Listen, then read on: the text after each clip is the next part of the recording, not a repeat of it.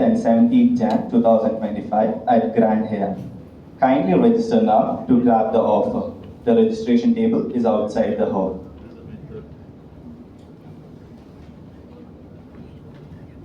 If you look at what you have in life, you will always have more. If you look at what you don't have in life, you will never have enough. Good evening to one and all. Respected dignitaries, esteemed speakers of the day, Dr. Venu IAS, Dr. K. Raghavan, KMA members, and my dear students. I am Amuk Nair, and he is Aditya Umesh from SCMS School of Technology and Management. We will be the master of ceremony for today's program. Let's start the program by invoking the blessings of the Lord Almighty. I request Rima and Sharat for the prayer. I request everyone to rise for the prayer.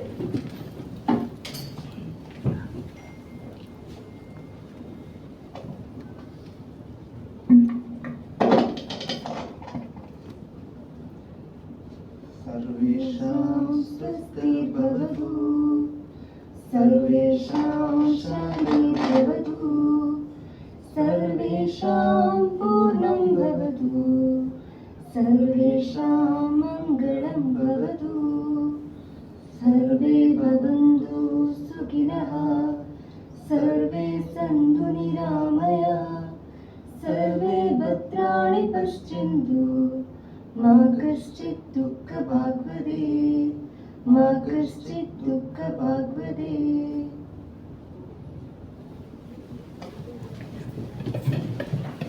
Thank you everyone. Now let's begin the program. May I invite Mr. Deepak Ashwini, MC member, KMA, for the welcome note and introduction of the speaker.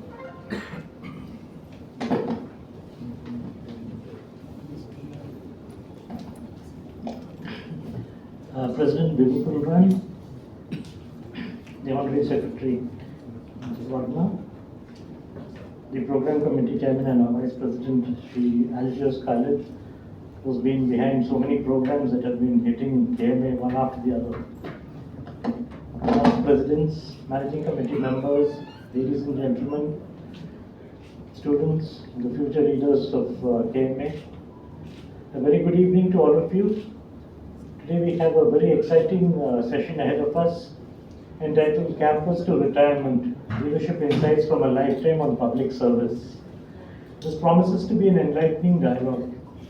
We've heard from campus to corporate, but campus to retirement is not a regular thought. It's an opportunity for us to glean wisdom from the experiences of two remarkable individuals who have navigated all through and dedicated their lives to public service and leadership. They have quite a few things in common, particularly their closeness to KMA. Both of them have involved into KMA programs earlier than this. Dr. Venu, in fact, kicked off the activities for last year under President ABK. And of course, Dr. Raghavan, we launched the book here. And of course, he was there for the MKK memorial lecture also. I'd start with Dr. Venu first, but I would request an extra couple of minutes to do the introduction because there's so much to talk about these two gentlemen. And how much ever one tries to cut short, their the progress and the way forward for them has been amazing. I mean, we have a lot to learn from them, and what they're going to do after their retirement is going to be even better because that rich experience is going to unfold itself even further. So we are privileged to have with us Dr. Venu IAS, the esteemed chairman of the Cochin Biennale and former Chief Secretary of the Government of Kerala. Dr. Venu has been a beacon of excellence in public administration, steering various initiatives that have significantly impacted our state. He was able to create a new development and growth in the field of tourism and museums through his administrative, academic, and practical work. His vision and commitment to cultural and social development have made him a recognized figure in our community. Always approachable, he has served the tourism and culture sectors in a variety of capacities. It was during his tenure as Director Kerala Tourism and later as Secretary Department of Tourism that Kerala transformed its market positioning and built up a strong private-public partnership. culminating in Kerala being recognized by the National Geographic Traveller as one of the top 50 must-see destinations of the world. Kerala Travel Mart, the biggest international travel mart in India, is also his brainchild. He served the Ministry of Tourism, Government of India, and played a very pivotal role in formulating the Incredible India campaign. Dr. Venu, son of Nadakkav Vasudeva Panikar, a former central government official, and Dr. P.T. Rajanma, who served at the Kozhikode Medical College, completed his education in Calicut itself. His spouse, also from the IAS, Madam Sharda Muralidharan, succeeded her husband as the Chief Secretary of Kerala, marking the first time in the state's history that a husband-wife duo has held the top bureaucratic position in succession. And all along I thought made for each other was meant for something else. They have two children, Kalyani and Shabri Venu. There's a lot to talk about Dr. Venu. In his student years, Dr. Venu also showed interest in Kozhikode theatre. He was also made his mark as an actor and writer. He started his career as Pala sub-collector.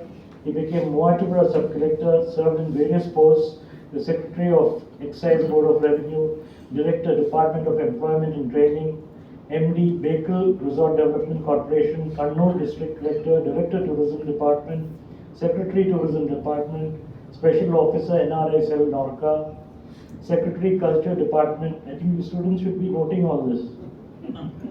Because it's been a long and arduous way to get to the top. And he's been Special Officer, NRI Cell, Norca, Secretary, Culture Department. He also served as Deputy Secretary of Central Tourism Department and Excise Commissioner. He worked as Joint Secretary, Central Department of Culture, Head of National Museum, Delhi, and Head of Central Sports Department. After his return, he became Principal Secretary of Scheduled Caste Development Department, Museum, Archaeology and Archives Department, Revenue and Disaster Management. That was around the COVID time when he got into Rebuild Kerala also. He was also into the Forest and Wildlife Department. He also served as the CEO of Rebuild Kerala. Later he worked as Additional Chief Secretary of Planning and Economics Affairs and Member Secretary of State Planning Board. He was Principal Secretary of Department of Higher Education, Department of Tourism, Museum, Department of Environment, Archaeology, and in charge of the Kannur Airport. He worked as Additional Chief Secretary and Home Secretary also. So you can understand where he comes from now. We look forward to hearing insights on leadership and lessons that Dr. Venu has learned throughout his illustrious character. Joining him is Dr. Raghavan IRS, a distinguished writer, author, and a cricket umpire, who served as the former Principal Commissioner of the Central Board of Direct Taxes and Customs. Mr. Raghavan's multifaceted career exemplifies the blend of discipline, integrity, and passion.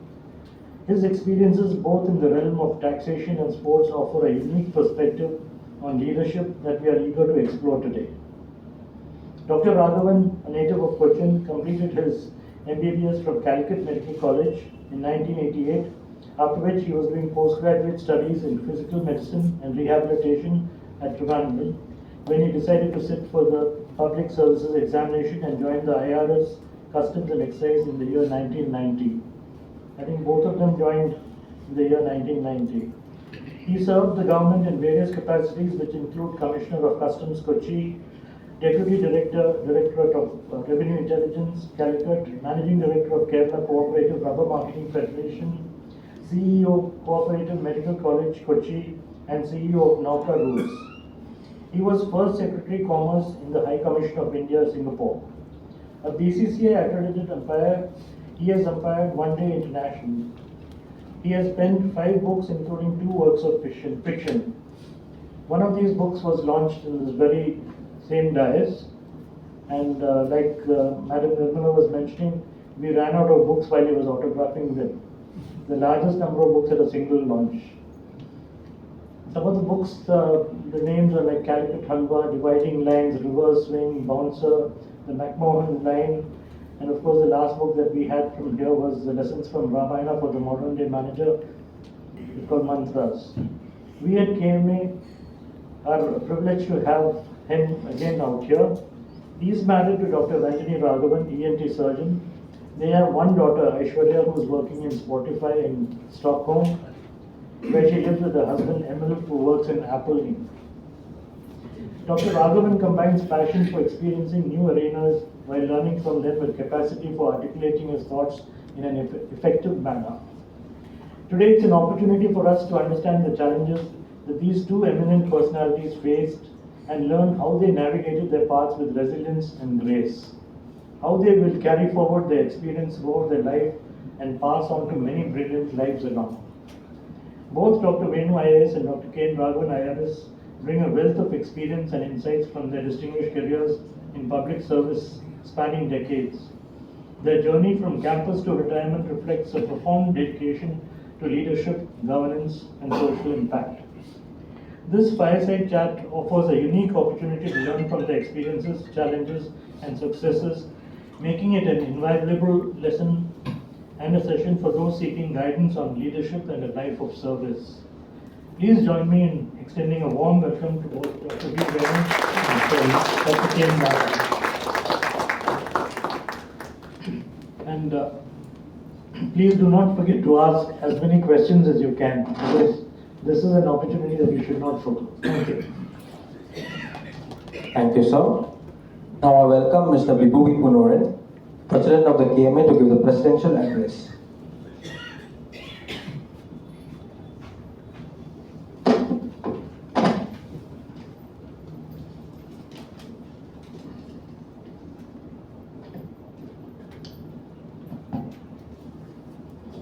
Good evening, everyone.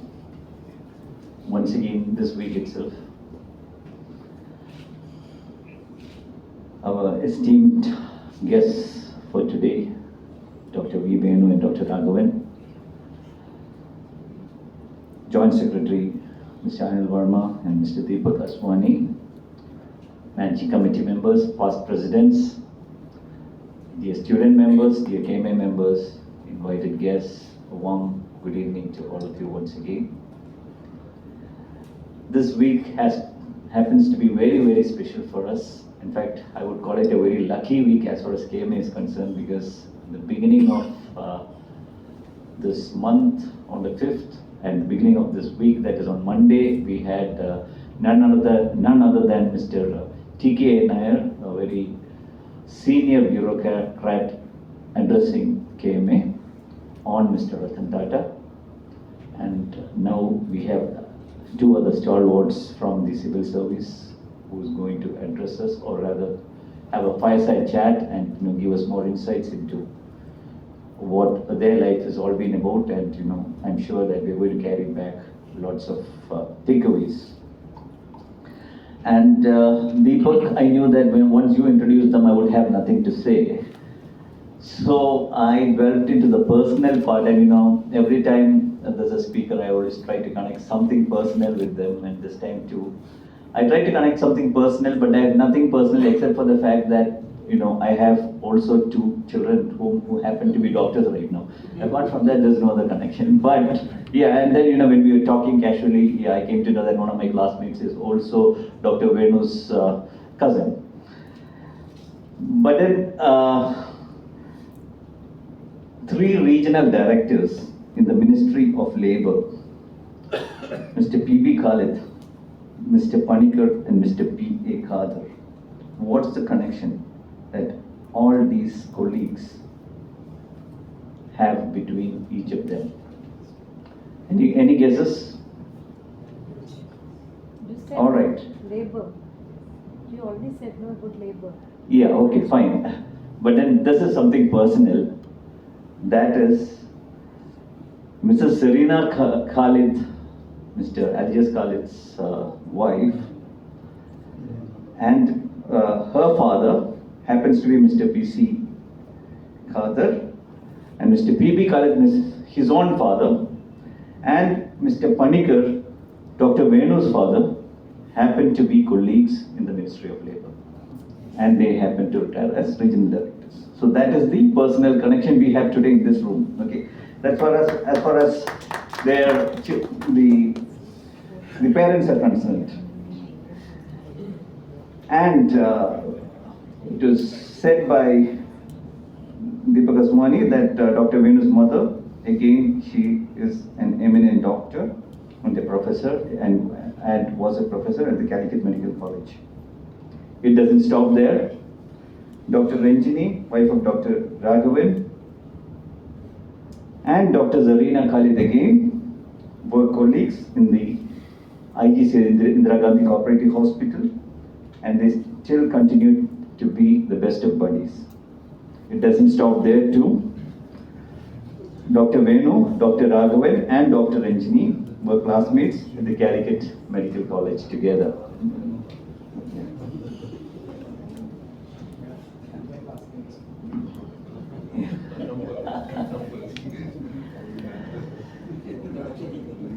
So we have civil servants and doctors all put together out here, but more than that, these two gentlemen were known for something unique that they have done for the community and the state. One is Dr. Venu has always been known as Kerala's ambassador for tourism, and he had a long stint, I think 16 years he was telling me, with the Kerala tourism, and he has been instrumental in promoting Kerala as a tourism destination to the world. I think that is something fabulous. In fact, the term incredible India, okay, I was under the impression that Kerala, God's own country, was coined by him, but then it was coined by somebody else or by the agency. But then he was telling that the term incredible India was coined by Dr. Venu. So, and coming to Dr. Raghavan, it is not tourism, but then he has been an international face of Kerala and cricket. As we know, he's an international umpire, and the cricketing world knows him, and I'm sure that all the youngsters, we all respect, I'm not saying I'm a youngster, no, that's not what I meant. The entire Kerala respects Dr. Raghavan more than an income tax commissioner or a customs commissioner and everything, as a great cricketer and a cricket umpire. So, we have lots to hear from these gentlemen who have years and years of experience with them, and they have been senior bureaucrats, very eminent doctors in their own rights, and let's not waste time now to hear from them, and we leave the floor now to both of you, sirs. Thank you. And I request all of you to enjoy the evening. Thank you, sir. Now I invite Dr. V. Venu IAS and Dr. K. Raghavan IRS for the fireside chat.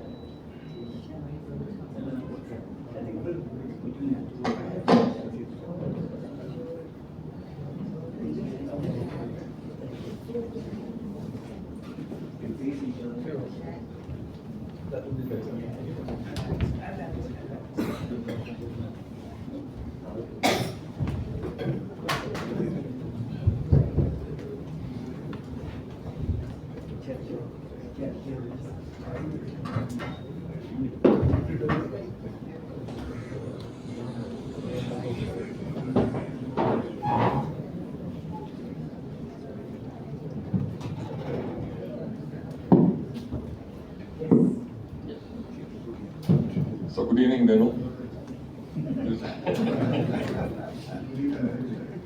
It has been a long journey.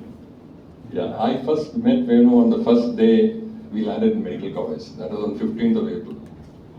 And we were not just classmates, we were roommates during the whole time we were in medical college. We prepared for civil service together, we stayed in the same lodge, in the same room and studied together. Of course, he was better, that is why he landed up in IAS. Let's start at the very beginning. School in Kendriya Vidyalaya, 2 years in Malabar Christian College. Some people from Malabar Christian College are also here. And MBBS from Calicut.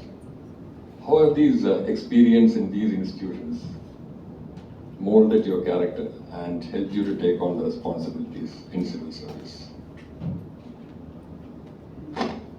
Thank you. It is a pleasure to be here, to be part of a KMA function, and the pleasure is double because I share the stage with somebody who is very dear to my heart. So apart from being roommates for 4 years and being colleagues and preparing together, I think emotionally and spiritually, I think we have a connection which one has with very few other people. So it is a pleasure to be back here to chat with you in a rather public space, but a chat with you anywhere is good. If I step back and think about school and college, Calicut is a very small town, right? How small is it? I still, it is how many decades since one has finished school. Even now, our town hasn't produced too many civil servants. Not from KMA Vidyalaya, not from Lower Christian College. So it's still a very small place. But I think I still remember that my school and my college, and I come to medical college later, gave me some very solid grounding. I think the most important thing was that we all belonged to the same unit. There was absolutely no differences there. And in years later, one would have expected things to have improved, but I think we have only regressed. The most important thing I have carried from my youngest days is that if you are together, you are stronger. And the very fundamental principles that were enshrined in those early days have, I think, stood me in very good stead. One meets a variety of people from a variety of cultures, and Calicut is a melting pot, very much like Kochi. And it was completely par for the course that you had, that 75% of your friends belong to a faith that is different from yours. That you had a Parsi friend, you had people from Afghanistan with you, and you had people from Arabia with you. I think that variety was the second thing that I carry with me. That in a melting pot of cultures, in a place where there is a lot of diversity, you will find a lot of commonality. These are the two things which I will start with. I will ask you the same question because for somebody who has flowered and blossomed and gone across, you started from a very rather straitjacketed kind of a world, if I may say that. But at the same time, I know that very early in life, you were interested in politics. So how did that happen? Yeah, growing up in Kerala in the 70s, it was difficult to dissociate one from politics. So I was also inflicted with the same malady, if I may put it so. But that apart, yes, I grew up in Kochi, which is almost has the same population or the same mix of populations, with some differences as Calicut. And I studied in Rajagiri High School, so the mix wasn't as broad as one can expect in KMA Vidyalaya. So, but then you inculcated a lot of small, important habits there, like treating everyone as equal, irrespective of the faith, irrespective of their affluence. These are all small things that got embedded in you during the early age. The 2-year college, well, then that was your first entry to the free world, if I can if I may say so. And that is where one got involved with politics and cricket and all in a more detailed or more intense way. But I would say that it was the years in medical college that shaped me. So for those years from 82 to 88, when Calicut Medical College was hotbed of a lot of activities, activism. So, and just to be part of the campus in those days was a very invigorating experience. I'm sure you will agree with that. Don't you want to say something about that? Oh, completely. I think I mean, I'm sure everybody in this room would share this point that, you know, the place where we studied is the best place, is the best college in the world. The friends we had in those days were the best friends we have in the world. So without contesting that, let me also add very humbly that we would believe the same about our campus, the Calicut Medical College campus. But I think what set us apart a little bit at least is the fact that it was residential, almost universally residential except for a few people. And that brought in an extra element of proximity, of you know, working together, sleeping together, playing together into our lives. But very importantly, I think the kind of people we met in Calicut Medical College was very amazing. You know, because we had at that time theatre practitioners, you know, people who were making cinema, poets, people who took on passions such as blood donation, people who were great sportsmen. I mean, you had a mixture of people who were pursuing their passions even while they were pursuing one of the toughest courses, you know, of you can ever imagine. You know, with hundreds of examinations, and yet these people found the time to do all that they did. We had a bunch of extraordinary individuals, starting with our teachers. Not that it helped us because we shifted the gears and changed our professions, but right from those giants, I think we met a lot of very interesting people. What do you think? Yeah, but before that, I would just like to say that we learned a lot outside the classroom also. In fact, one interesting thing which we can all remember are the 3 strikes that we conducted. We used to take a lot of pride in conducting strikes. I just recall one incident which might be interesting. We had a strike in 1984, if I remember right, because then the government wanted to set up start PG course in private sector. So we were in the college union, so we went for the strike. And the regular this thing is you pick at RD office, you pick at collectorate, then they take you to the police station, you give some names and they let you off. So one day, people like me and him had a different idea. Well, we are not just going for the fun of it. We want to make a statement. So that day we did something near the medical college. We were taken to Kundamangalam police station. And we said, we are quoting arrest. We are not going to ask for bail. You should take us to the magistrate. So police are undoubtedly angry. They said, what the hell, you go off? They said, no, we want to go to jail. We want to make a statement. So they took it to the magistrate. And the magistrate court, well, after Gandhi in Champaran, I think Venu was the second person who told the court, give us the maximum punishment, we plead guilty.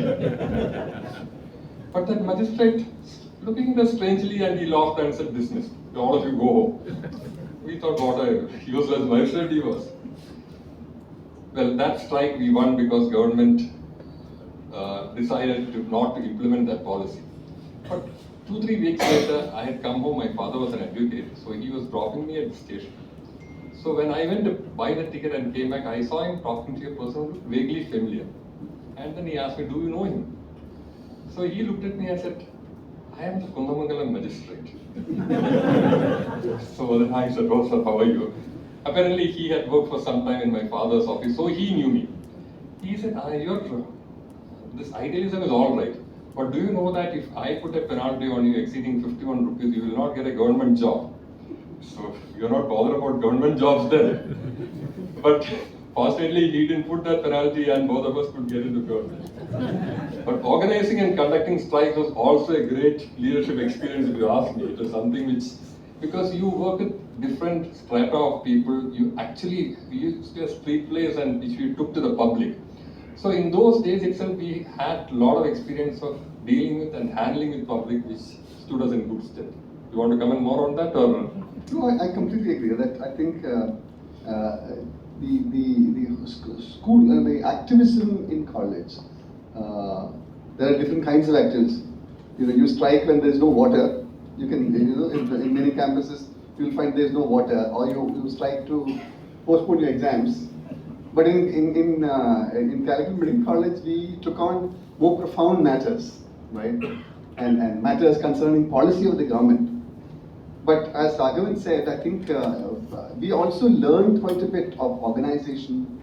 You know, how do you work with shoestring budgets? How do you expand your influence from very small areas to larger areas? How do you communicate matters? You know, what are the instruments that you can use for communication? Raghavan said we all were adept at singing songs and making street plays.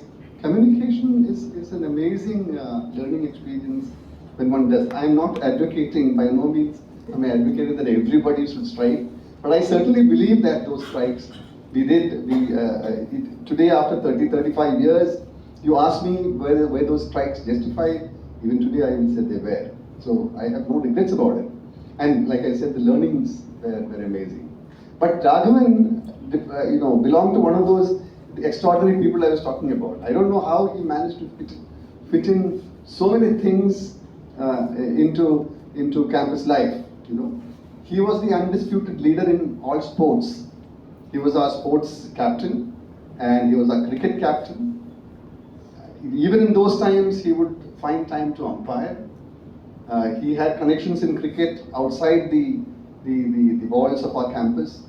So at that time, I was amazed because my roommate had all the time in the world, and I had no time to do anything, right? So would you like to comment on what sports taught you?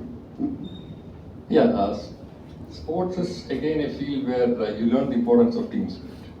That is the biggest takeaway from that. And at the end of the day, as I've spoken about sports in this very hall, so I'm sure that I don't want to go through that again.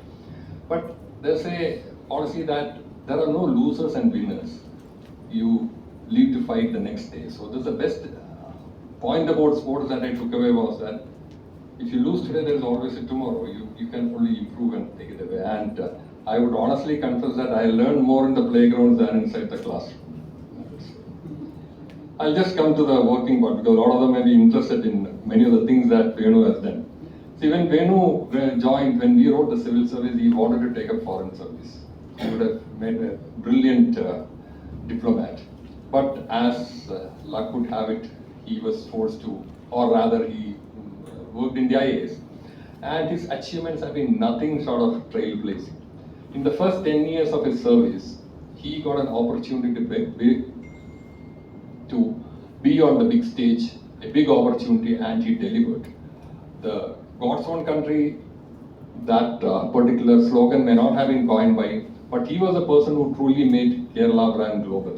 The Prime Minister came and stayed in Kumaragam. We had a French minister coming and staying in Kumaragam, all courtesy Venu. How do you see those years, and can you just explain how a bit about those experiences?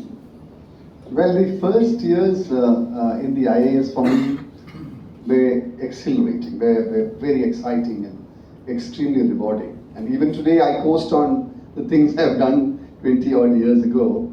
But I think I was at the right time, at the right place. Tourism was just looking up, after the post-liberalization phase, people had more money with them.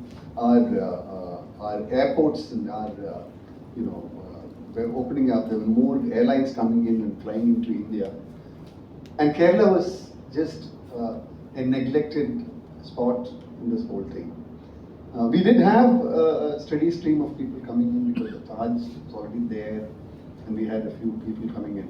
But I think the important thing for me was I found that we were doing things in a manner that was not really forward-looking, right? We would work with one agency promoting the KTDC hotels. KTDC is a state-run company. KTDC hotels, and there were the regular suppliers to these government company, and they would also look after the brand. So that set me thinking, and I'm looking at other destinations, and I'm studying all the time. I understood that the key here is to stimulate the private sector, right? That was my first biggest learning, and even today I believe that has transformed the way we marketed ourselves and we positioned ourselves. The second, probably the big one, was the whole idea of a brand. I didn't have any teachers to tell me the brand. I have not had the benefit of doing an MBA. But in the mid-90s, thanks to a few trips I could make, and I was observing the international tourism as it happened, as it was transacted.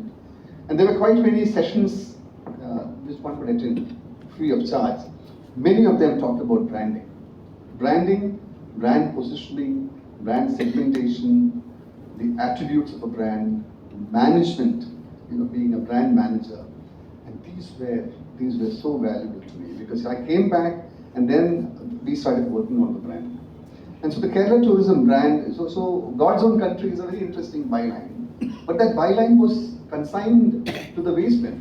When I took over, we had been using other things. We were at the moment, I remember another tagline was called India's very edge. There's no comparison to God's own country. So I sort of dusted and brought back God's own country. And then we market, our marketing campaigns, our domestic marketing campaigns, our international marketing campaigns. The philosophy that drove me was that we may not have the deepest of pockets, but we can't be benchmarking ourselves as anything short of world class. So that was the important thing, that messaging that went across very strongly. The second was the primacy to the private sector. So tourism across the world, if you look at, is run by big corporates. Okay, the major outlier is Kerala, where you have 90% of our rooms in the hands of MSMEs, of small enterprises. And I believe that it was our job in government to support the private enterprise. And I believe the brand should work for everybody and not for a publicity entity. So this change in approach, taking the brand out and saying, you are the custodians of this brand, helped me in two ways. One is our marketing became extremely distinctive, very, very different from all the other competing destinations. And the second was that suddenly I had the buy-in from the entire tourism industry.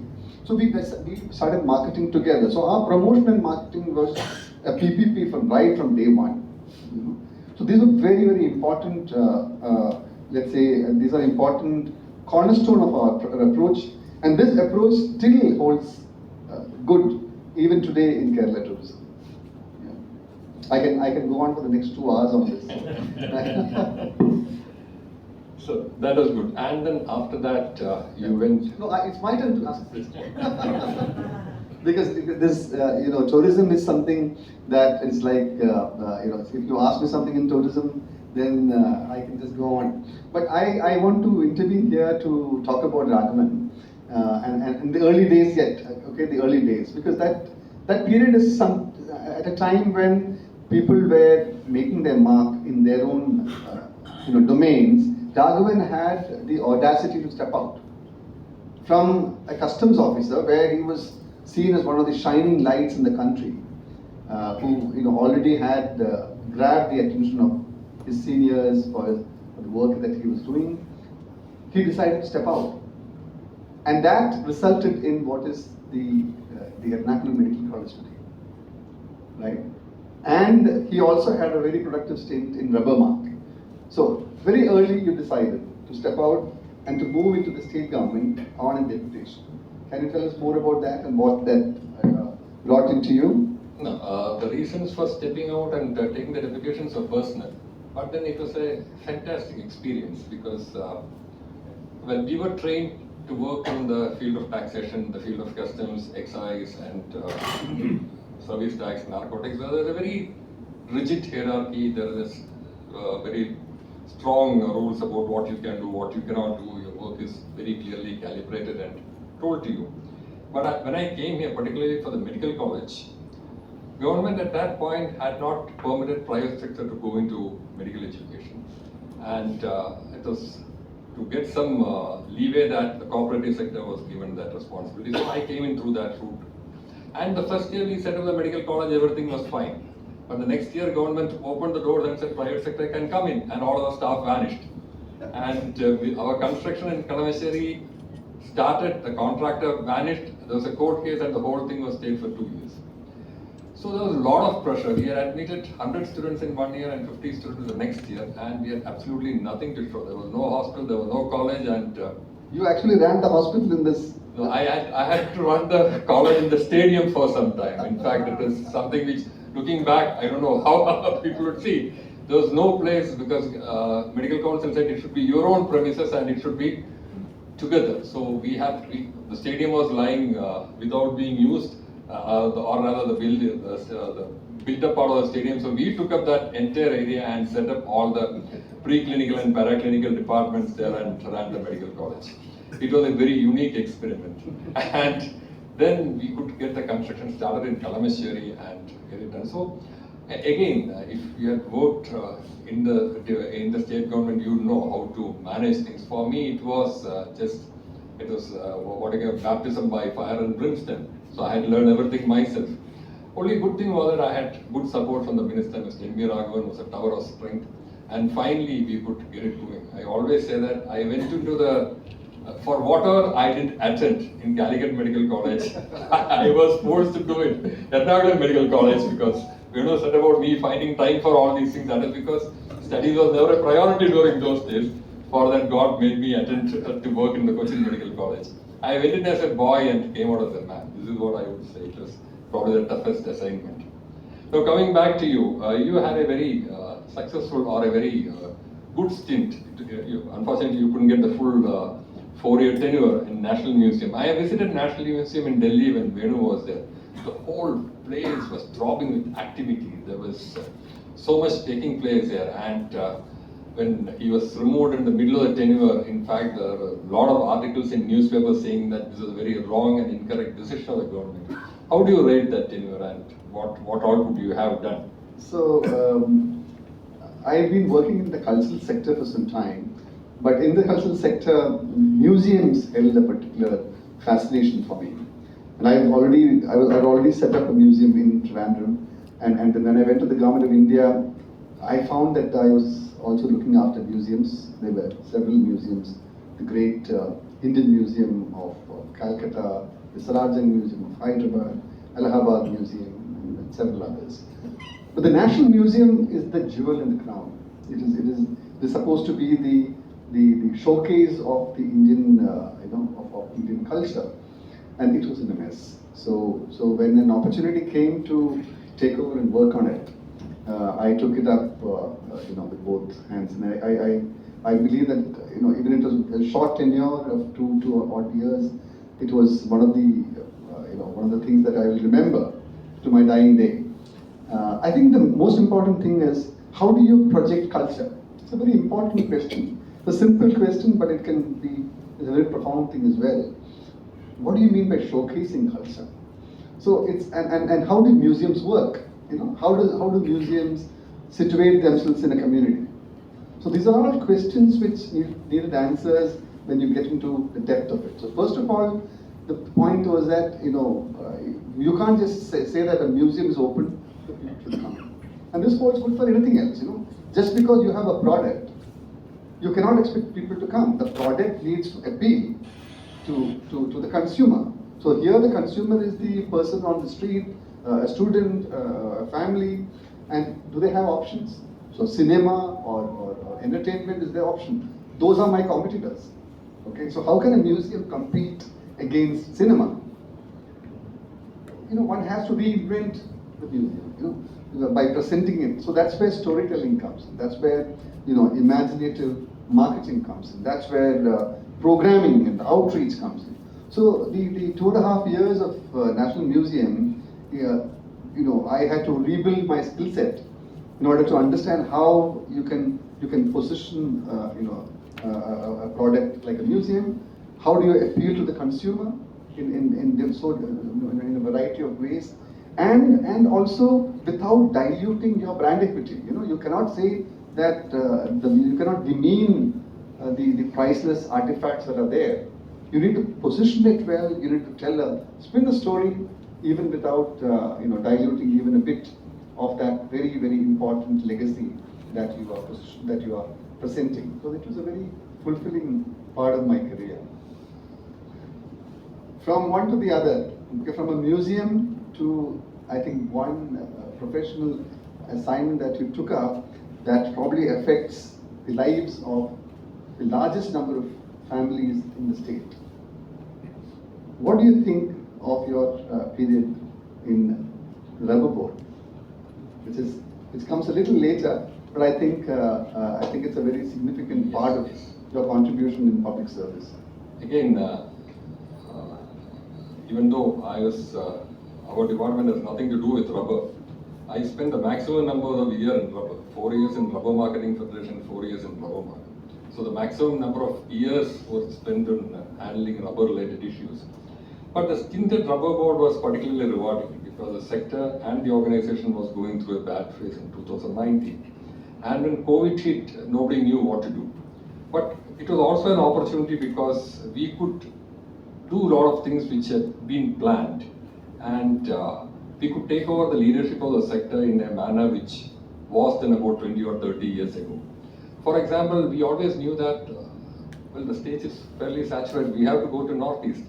So we had a program wherein the tire companies invested 1,000 crores, and we had set up rubber planting in 2 lakh hectares in Northeast. That project has been completed now in a record time of 5 years, because earlier we used to plant somewhere around 15 to 20,000 hectares, that was a record. Now we are planting about 30,000 to 40,000 hectares in a year.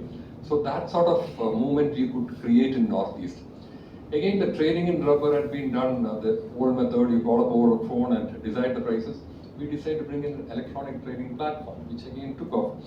And at the side of research, the genetically modified rubber, something which was in the offing, but there was a sort of a resistance from many sectors and even from the government. We could overcome that.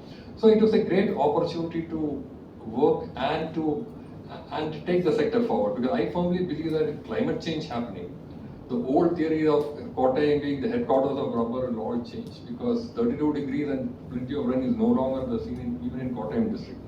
And rubber has always migrated to area where the cost of production is lower. So definitely it has changed the life of thousands of people in the state. But now probably the time has come when the rubber planters should be outside Kerala, in states in the Northeast or even in Bengal. And in Tripura, we were able to sort of extinguish terrorism because of the prosperity brought in by rubber. So we had started something similar in Bastar, in lifting affected districts in Madhya Pradesh and Chhattisgarh. So I am sure that rubber, in addition to being something of a raw material, can also be a harbinger for great social changes also. There's tremendous potential, and I consider myself fortunate to have the opportunity of working in that organization. I'll just come back to you, because we come back to medical. Marking the time, I just wanted to make sure. No, take your time. Take your time. Well, some time back when someone asked what you do in medical college, I used to say it was cricket, Nadagam, Poduparivaadigal, Pinna Sabayolava Paditham. That was for me. But for Venu, it was in the opposite side. No, Paditham always came last. It was Nadagam, football, Poduparivaadi, and Paditham. You, one person who carried your interest in theatre even into your days as a civil servant. How was it to work with a theatre group and perform plays in various parts of the state? Even when you were a secretary in charge of a department like tourism, or a very important position that you were holding. How did that help you, or how was that experience? I think I should have done it before. For the first 20 years, first 15, 17 years of my service, I was stupid enough to believe that I should not be pursuing my passions side by side with my work, because that interfered with my work. But at that point, 15, 16 years into service, I could take it no longer. I wanted to get back to where my heart was, which was theatre. And it was a very, very difficult thing to do, in the sense that one has to work till 7 in the evening, and then the rehearsals will begin at 8 or 8:30, go on till past midnight. And then one had to plan the programs in such a manner that when you take a couple of weeks of leave, that has to be planned maybe a few months early. But I think it is very, very important. For me, it was a very liberating kind of thing. I had to compromise on my personal time, family time, and all that. But the result was amazing, because I could get back to theatre. I'm an actor. I could get back to the stage, and it also gave me the freedom in my mind, which I believe I performed better professionally because I was devoting time to theatre. So I think it's an important learning that one has to find the time, because if you find the time to do what your heart wants, you'll perhaps perform better at work as well. And there are several people here in this room who have pursued their passions even while pursuing professional careers. They will agree with me, I'm sure. So I think we have to get to the end of this according to the time here. I want to ask this very same question in another way, because again, through your college years and then subsequently in service, you pursued one passion of yours which brought you international attention. I mean, how many people do we know has umpired in an international, one-day international? You are one of those very few. In fact, till very recently there were just two of you. Now I believe there are one or two more have added, but till very recently Kerala could boast of only two people who have done this, and one of them was a man who was holding down one of the most responsible positions in the central government, in Kochi or in other parts of the country. Can you tell us more about your umpiring life? As you said, umpiring was a passion, and I was in love with cricket, to put it in very simple and plain terms. So once I qualified for the Regent Trophy panel, I decided that I should take time off every year to do some umpiring. And what you said is perfectly right, because you are taking your own time to pursue your passion, and that helps you in some way in your work. Umpiring has helped me a lot, because first it helped me to stay grounded. Because you might be a commissioner or a CEO or something, but on the field you are an umpire, and players reserve the worst gullies for the umpire. So there is no. Second is that you have to decide whether you see the ball hitting the bat or whatever, but when an appeal comes, you have to give a decision. So that actually helps you in your work also, as to be more decisive. Third, it helps you to develop a tremendous amount of discipline. As mentioning before the start of this session, that you never have seen an umpire leave the field for even a toilet break. So imagine standing for 6 hours in the sun, taking occasional sips on the players during the regulated breaks, and then being in control of all your faculties and not losing concentration. It was challenging, but then for me it was a passion, so I enjoyed it. So those 15-20 days when I used to umpire was something which sort of invigorated me and helped me a lot as a person, as an individual, and I'm sure that it had some reflection on my work also. So I would put it that way. Like theatre helped you, I feel that the same thing. So that's a lesson I think for the others also, that please don't stop pursuing your passion because you're bogged down by work. You will be able to find time for your passion and for your work if you are really passionate about what you like. One more question there. Again, professionally, you pursued umpiring, but you're also one of the very, very few people who, from a non-diplomatic background, had an opportunity to be a diplomat. And you've rubbed shoulders with some very famous people. Can you tell us more about those people and your diplomatic stint? As I said, you are the person who was destined to be a diplomat, but you decided not to take up that profession. So I got a tenure as First Secretary in the High Commission of India. And it was my good fortune that the High Commissioner was none other than Dr. Jaishankar, who is the President, the External Affairs Minister. So I could work with him. It's totally different when you work in the mission, because when you're working in a department like Customs and Excise, you're bound by targets. You have to finish certain work in a day, or finish certain work in a month. Your performance is monitored very strictly on what your output is. When you work in state government also, you have certain clear targets. But relationship between two countries is something that evolves over a period of years, decades and all that. So your contribution cannot lead to such substantive measurable results. But the point is that you keep working. But the highlight of this was that apart from Dr. Jaishankar, I had opportunity of meeting a lot of very senior and important people. When they come outside India, you get time to spend with them and you learn from them. Dr. Jaishankar is probably one of the most brainy persons I've worked with, because he's extremely sharp, very intelligent, and he can articulate himself very well. And his ideas are very crisp and clear. So that is what makes him quite different from the other EAMs. Though of course his political philosophy has changed ever since he joined the government. So it was a wonderful experience. I'll just come back to you with a question. You were the chief secretary for 1 year, a state with hardly any money with it. So that is one huge challenge. Second, as you had to tackle two major disasters, the flood of 2018 when you were in charge of revenue and again the Wayanad disaster. So how did you cope with it? That have been very stressful events when you're thinking about the lives of thousands of people. How did you manage that?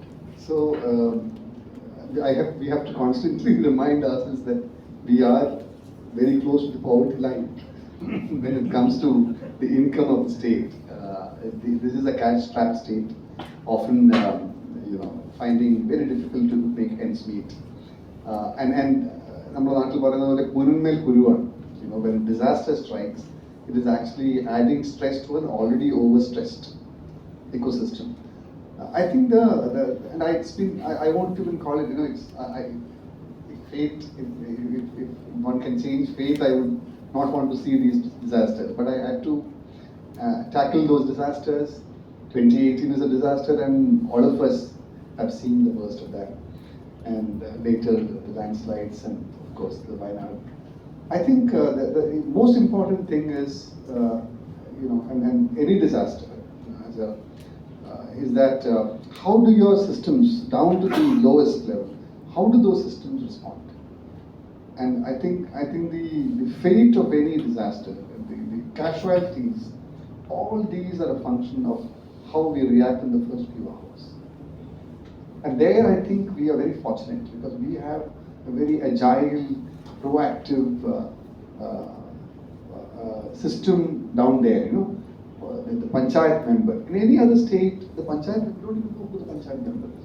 But here is a situation where the panchayat member will come the first to be on the scene. Volunteers, people of all kinds of people, youngsters, old people, they will all come and chip in. I think, and the job of a government officer at various levels is that of a coordinator, is of a facilitator to make sure that instant response works well.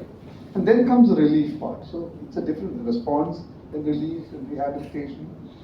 It's a very, very delicate balancing act, when we don't have the money. But I think in my personal experience, what helped me was that we could bring in people who were ready to support us. The World Bank, for instance, I don't think the Kerala public has ever understood the kind of support that the World Bank gave us. It was instant, it was immediate, and they did not look at politics. They just said, you are a state in trouble, and here is what we can do. And I think I was fortunate to play a very key role as a catalyst, as a bridge between the World Bank with its own systems and state government. And the Rebuild Kerala initiative was started. Immediately we could manage to start that rebuilding process. So despite the financial constraints, we can safely say that our state has navigated these problems in a fairly competent way, and we have sort of rebuilt our, at least the main systems without too much of trouble. Okay, what are your future plans? Really very interested to know. If somebody gives me a role, I'd like to act. But I think I have. I'm very happy, the way my career has gone. And I want to look at the next phase of my life as a very exciting opportunity to do other things, to do different things. I just want to talk about the Biennale for a moment because the Biennale belongs to people in this room far more than far more than me. The Biennale is in trouble, because of various reasons. We won't go into that. But I think what Kochi has built up, the Biennale has built up over the years, it's a priceless asset for the city. It is a living symbol of how an international city, and how a city can present itself in the international arena. It is a fountainhead of art. It is an opportunity for all of us to enjoy cutting-edge art, and we can't lose it. So when people close to the Biennale came to me and said, will you help us, on this? I said that you want 1 year of my life, take it. I will be happy to work on the Biennale. and I will not charge a single rupee for that. But I think it's important for all of you to take responsibility. You know, the city of Kochi, unfortunately, I can't say that has taken enough responsibility for the Biennale. So next time when I come here as chairperson and I call a meeting and I pass my hat around, I would expect all of you good souls of the Management Association to be with me in order to make sure that we have the best Biennale next year. That's correct. But the same question to you, because you know, today I think after retirement, people have grabbed you and given you something that probably will again impact thousands of people and also, you know, have a great impact on our economy. Can you tell us something about what you're doing these days? I was thinking of having a very peaceful life, doing some writing and reading, but then what happened is that I retired 4 months before you, so, and then I had a short stint as Umpire, head of Umpire during my working days. So the seafood industry has run into certain difficulties, particularly because of the attitude of US, which is the main market. They have been imposing countervailing duty, anti-dumping duty. They have been creating issues with regard to the labor that we use, making allegations that there are forced labor. We face issues in various other markets over access. So the Seafood Exporters Association had asked me if I could work with them. So I have taken up that assignment. So it's a very interesting field. It's quite different to be on the other side of the table. So and approach the government. So I'm learning how to do that. Before we end, I just want to say 2 short incidents regarding Venu. So the first is I am yet to meet a more humane person. When we were in Calicut, we used to go to a small tea shop. The hostel mess will not work, so we need to go to a shop nearby where we'll have a regular account. We may pay once in a month, so he will keep the account. So that was probably what helped him when he became the chief secretary. But jokes apart, there's a sort of manager guy, and there will be one guy who will be taking the orders and bringing. So about 20-25 medical students will be sitting there and saying, "Oru putta, oru curry, oru puri, oru." This guy will remember all that, and occasionally we will make fun of him. If I remember right, his name was Unni. So Unni was we occasionally object of fun and all that. One day Venu suddenly turned and asked, "Have you ever thought about the life of Unni? He starts his work at 7 in the morning, and he works continuously. He's on his foot continuously till 7 in the evening. Have you ever thought about that?" I had not thought about it. Only a person like Venu can think about it. Second, if there's a tax on what is there between 2 years, he would be one of the highest taxpayers. I spoke about Dr. Jaishankar, he's at the same pedestal. We are preparing for civil service. As I said, we hired a room in one of those small lodges in Trivandrum. And our neighbors, they are all part of the ISRO team. So they were young engineers working in ISRO. One of them was from IIT, and he was preparing for his CAT exam. So one day, as he was preparing for civil service, he decided to take a break and asked that person, his name was Ramesh, "Ramesh, I would just like to do one of the mock tests." So Ramesh gave me a question paper, 75 questions or something, and said, "Don't answer more than 50. I got only 52. Venu answered 70. Wow. So it is this combination of intellect and humaneness which makes him unique. There have been chief secretaries before him, there have been bureaucrats before him, but none of them could touch the lives of people the way he did. So please give him a round of applause. Thank you. I think we should leave the floor open for questions. Thank you for that insightful discussion. Now the stage is open for Q&A session.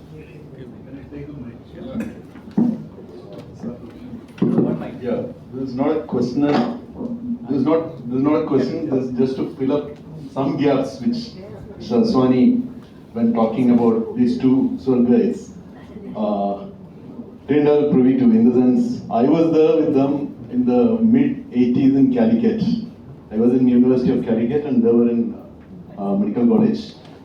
And one thing which was not mentioned here is both of them are avid quizzers. So advantage in becoming a quizzer for the civil service is, in the prelims, 150 marks are for general studies. So these 2 guys, or any of the quizzer, you go there and casually you write, you get 130, 140 marks. Anybody trying for 3-4 years, I don't know how many has watched the 12th fail film. If you see this guy slogs and slogs and slogs, but You go for the general studies paper, you won't score 100. So this will be an added advantage to you when you're a quizzer. And these two guys had conducted an event called Blood Donors Forum Quiz, which in Calicut was the highest prize giving quiz. And for the other quizzes like Leo or Rotary, the winner used to get a 50 rupee coupon to Pico. Second prize was 25 rupee coupon and third prize was 15 rupee coupon. So I used to come all the way from University of Calicut, 25 kilometers away, paying bus fare. And finally I used to get a 15 rupee coupon. And Blood Donors Forum at that time used to give 500 rupee as cash prize. I was lucky enough to be a runner-up twice and made some money. Nagesh was there, he was the regular winner. So after Nagesh, who? That was the question. And we were there winning the second prize twice. And in the first year, Raghavan was a QM. And there was a tie break between us and NSS Engineering Palakkad. Suresh Says team. Suresh Says is another character in Calicut who did his engineering, then did his MSc Physics, and then MA Literature. He's a Kenyan. This guy, though the name is Suresh Says, and basically he's from India. He was born in Kenya, now he's in New Zealand. So there was a tiebreaker between us, and the tiebreaker, the third tiebreaker, final tiebreaker question was about which Indian film actress was on the cover of Time. That was a question. I was able to crack it, and I won 500 rupees. And regarding Venu, I knew him from his Malabar Christian College days, and he was a winner of Calicut University Junior Section Quiz at Thrissur. And one question which he answered, I still remember, I was in the audience waiting for my turn in the next senior quiz. Yeah. Who wrote the book I Married a Bestseller? That was answered by Venu. Some of you might have read Arthur Haley. This book was written by Sheila Haley, and Venu cracked it and won the event in the Calicut University quiz. 40 years now, isn't it? 80, probably 80, 44 years. You were 16 or 17 at that time. Yeah, you were doing clinical degree at that time. And when he was in medical college, he was more into dramatics, and he played a game called Sepak Takraw, which I think he and his 5 mates only played in Kerala. Nobody else. Sepak Takraw is volleyball without using your hand. This is the game that he played. And Raghavan, everybody was saying about the cricket umpire, etc., etc. I played with him. He was a wicket-keeper batsman for Calicut Medico, and it was made horrendous by one guy called Saji Francis. Saji Francis is another story. Saji Francis was my senior in Water Boys Thrissur. He came in the sports quota. He was the fastest bowler in Kerala at that time, and he was a wicket-keeper. So one blow will not be good enough to keep him. So it is like Rodney Marsh keeping to Jeff Thompson. So Rodney Marsh at the end of the day used to say, after the play has ended, I keep my both the hands in a bucket of ice to ease the pain. So I don't know what he did. There was no ice available in Calicut at that time. So he had a very tough time keeping, and that part nobody knows. And some of the other things like both these guys are very simple. That's what makes them different. They're extraordinary guys. They were not domesticated by the service. Normally you enter the IAS, civil service, you are in another group. They are very simple, and Venu used to wear a munda to office. Secretariat like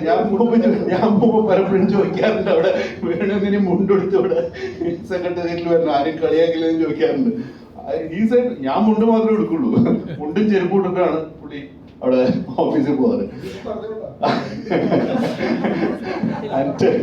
And another thing is, Mr. Aswani has mentioned a book named Divided Lines, written by Raghavan. I have an autographed copy of his at the time of launch also, because this is one of my favorite fields. It is about the 1962 India-Pak War.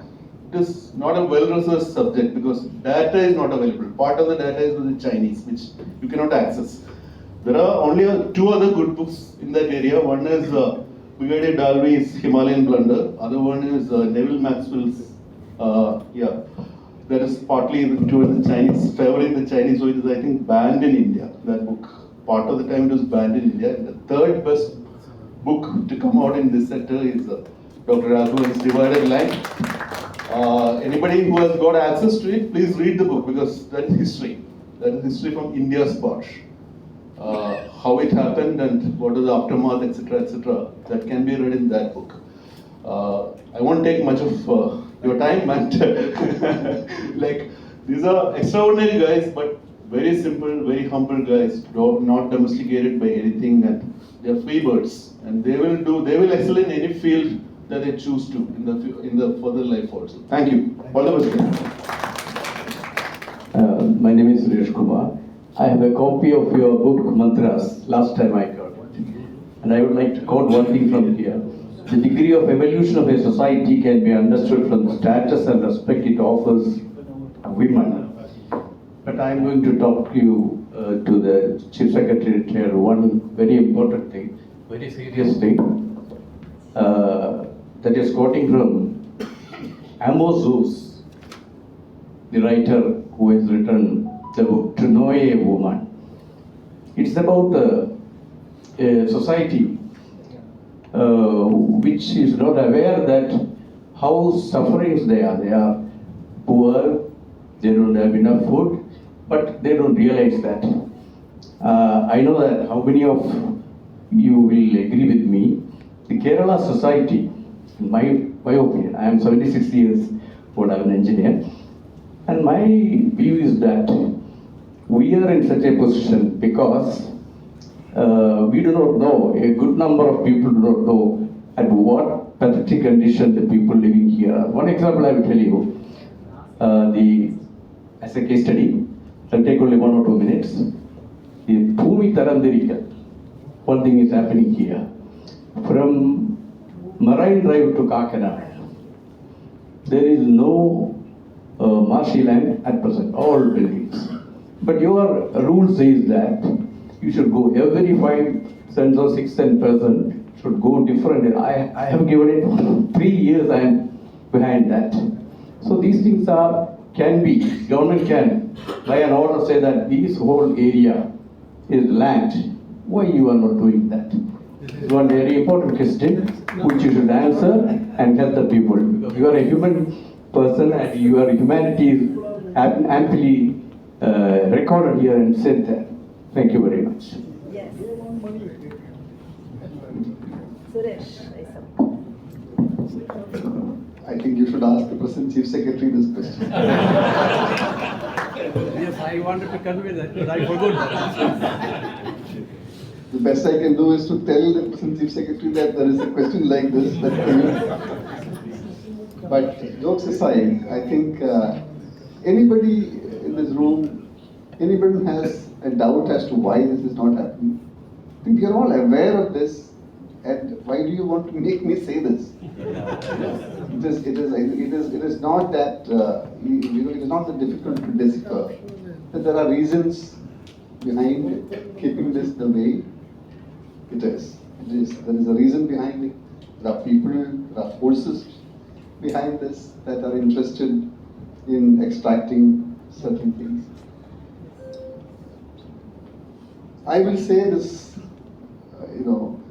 that this is the single biggest blot to public governance in the state. This whole land conversion business is a blight, is a curse that has been passed on to the entire population of the state by people who are governing us. I have no doubt about it. So it can change in a matter of a few minutes, but it will not change. Why? That is something which I do not have a solution.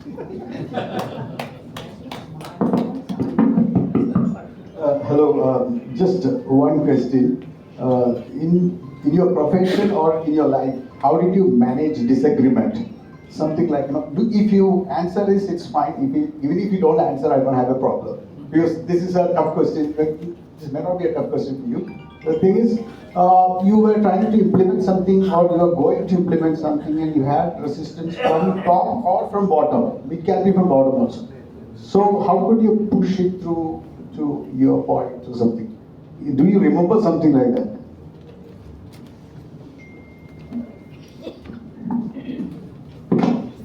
When you're working in a department like customs and GST, it is easy.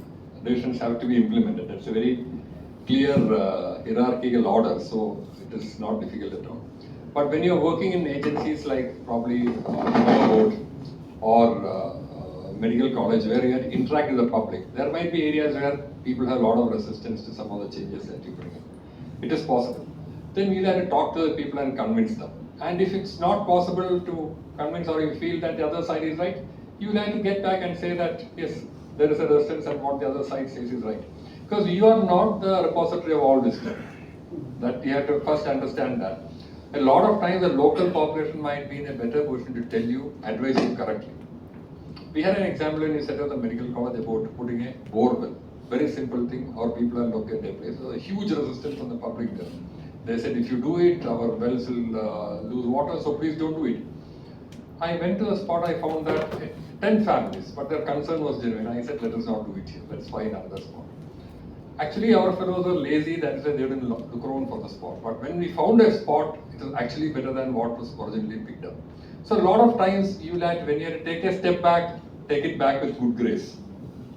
So that's something which you have to learn.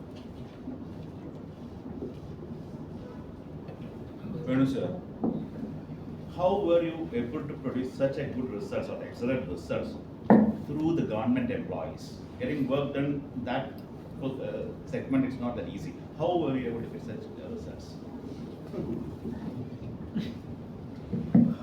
I believe that we cannot tar everybody with the same brush, right? Government employees, that is something which we have to, people may not agree with it, but if you look at the country, Kerala's bureaucracy is the least corrupt. If you look at the country, Kerala's bureaucracy is perhaps one of the functioning, efficient systems.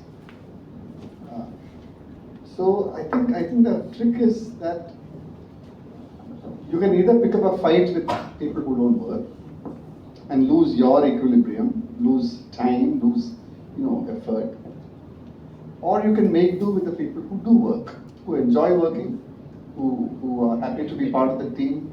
So I have always built teams.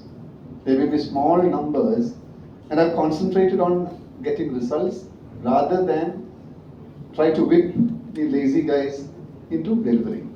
I think it probably is a flawed way of doing it. I would rather think that if you have a few sloppy, lazy people, let them do whatever they want. Okay?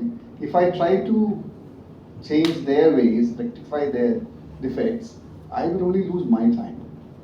So I would also always take a view that, let me get to my objective using the resources that are willing to be part of that team. Dr. Raghavan, one moment in your cricketing moment in the field, which you can share with us, one moment, one challenging moment probably. And Dr. Venu, is there any moment you felt that given an opportunity, you will go back and correct?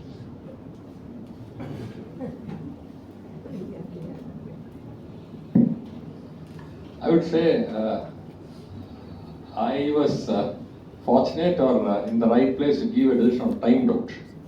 You would have heard timed out with Angelo Matthews in the last World Cup. I had given the same decision in a Ranji Trophy match in 1997. So it had happened a match between Tripura and Orissa at Cuttack. And the last man took his time coming. So there was an appeal and I gave him out and then forgot about it because it was timed out. We checked this thing. About 3 weeks later, I got a phone call from the board asking about it. I thought I had made a blunder. Then they congratulated and said that's the first recorded timed out in first class cricket. So it was, But subsequently what happened was that in South Africa in 1980s there were a couple of instances of timed out. which was included in the records 10 years after South Africa was allowed into ICC. So now that has been given. So I had my small place under the sun for some years on that score. Good evening. My name is Abraham. Can you refresh my memory? Yeah, so give it, if you have an opportunity to go back and correct something which you have done or something which you thought should be done in a different way. I do not have too many instances like that. I think I probably would have behaved a little better with some people. I was a very, I had a very mungobi when I was, and I have hurt a few people. Those are the things that I regret. But otherwise, I think looking back, I don't think I've done too many things that will bother me in my sleep now. Good evening. My name is Abraham Chari. I'm a small-time farmer. And in today's world, with the cost of labor being very high, the price of rubber is very low. Do you think there is a future for small-time farmers in Kerala? What are you farming? What are you farming? Are you rubber or spice or rubber? If you tap yourself, there is always a good prospect for rubber. I would just say that because when I'll take 1 minute to explain. When I joined Rubber Board in 2019, the price was below 150, around 140, 150. It wasn't viable generally for people. But when I toured the whole state, I had interacted with farmers, everyone.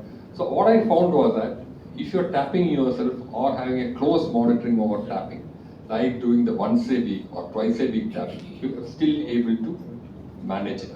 But purely on farming, I would not recommend again, because in rubber you find that it always migrates towards the cost of low production. It started in Malaysia. Malaysia doesn't have rubber now. In India it started in Kerala. Now it is moving to Northeast. And world over you find it is moving to Africa. Why? The cost of production is low. Ultimately it's an industrial raw material. So this is something which has to be borne in mind. I got one question. Can you mention something about or enlighten us about your experience of interacting with the political leadership? Because this is one thing, there are certain ministers, many ministers whom you can guide, and there are certain ministers from which you learn a lot. Can you enlighten the crowd about the interaction between the bureaucracy and the political leadership at all levels, from the district to the state level, or for you to the national level? I've been very lucky. I've had the privilege of moving in close quarters with a lot of very, very distinguished leaders. And I've learned quite a bit under them. The one person I keep coming back to would be E. Chandrasekhar Nair, the former CPI leader. He was, right from the first government that we had, he has been a luminary, and he was handling tourism. I think a man of his seniority to have given freedom of radically changing our approach with a pro-business, pro-private sector orientation, even while remaining steadfast to his communist ideals. I think that is the hallmark of a good leader. He would tell me very regularly that I disagree with you. I think that there is a big role that the state has to play. But he would allow me to do that. The second person that comes to my mind, of course, is Mr. Nayanar. Because Mr. Nayanar, in a very early, extremely, how do I say, simple way, was a manager par excellence. The way he managed extremely complex political situations, there is a lot of things to learn there. But what I really understood from him, Mr. Nayanar, was that if you are transparent, if you speak your mind, you might get into trouble, but more often than not, that will solve many, many problems. One can go on, but I think these are the two things which I will share. But Dr. Raj? I would still rate Mr. M.V. Raghavan as a person from whom I learned the most. Probably, I don't know till which class he studied, but the lessons in practical management that I learned from him, monitoring, follow-up, if you take a decision, it has to be implemented. If it cannot be implemented, how will you bring it around? And he was a person, at that point when I met him, he was towards the end of his political career. But still the determination with which he carried out things and his capacity to grasp and understand was something I was very impressed. National level, of course, I had the opportunity of working with Mr. Dr. Jaishankar. So, and then it was he was not a minister then. The opportunity of meeting a lot of ministers, they were all good, they were all nice, because when they come outside the country, you're not in their particular comfort zone. But I would still rate Mr. Raghavan as a person who, if you ask me one person, I would still say Mr. Raghavan.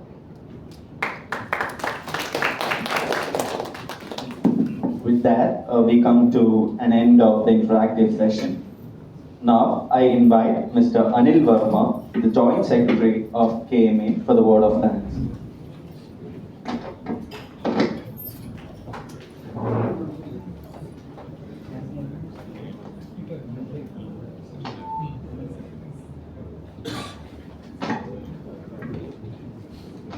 Now I invite past President Vivek Krishna Govind and Mr. Aljas Khalid, Chairman Program Committee, to give the momentum to Dr. Venu IAS and Dr. K. Raghavan on behalf of KMA.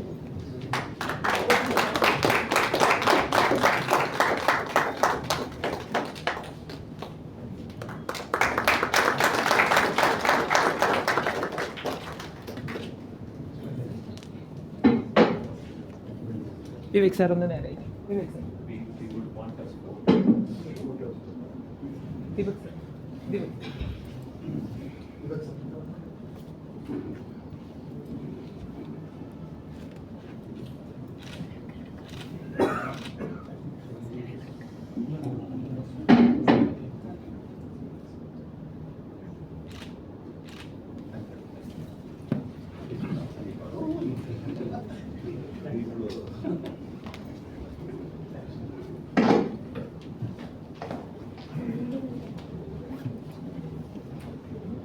Good evening.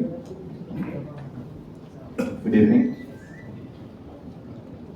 I think we are very fortunate to have these two stalwarts, starting from, I think from college days, pre-degree days to medical college and to the retirement stage.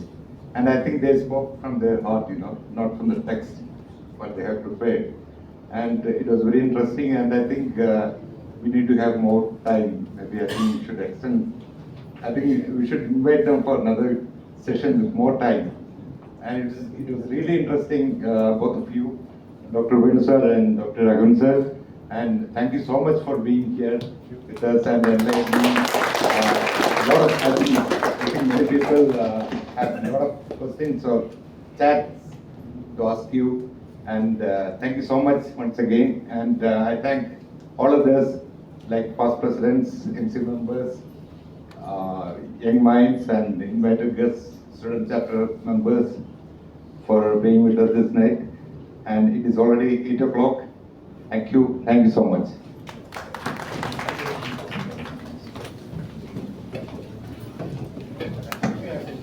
Now I request everyone to rise for the national anthem. Jana Gana Mana अधिनायक जय हे भारत भाग्य विधाता पंजाब सिंध गुजरात मराठा द्राविड उत्कल बंगा विंध्य हिमाचल यमुना गंगा उच्छल जगति तरंगा तव शुभ नामे जागे तव शुभ आशीष मांगे गाहे तव जय गाथा जन गण मंगलदायक जय हे भारत भाग्य विधाता जय हे जय हे जय हे जय जय जय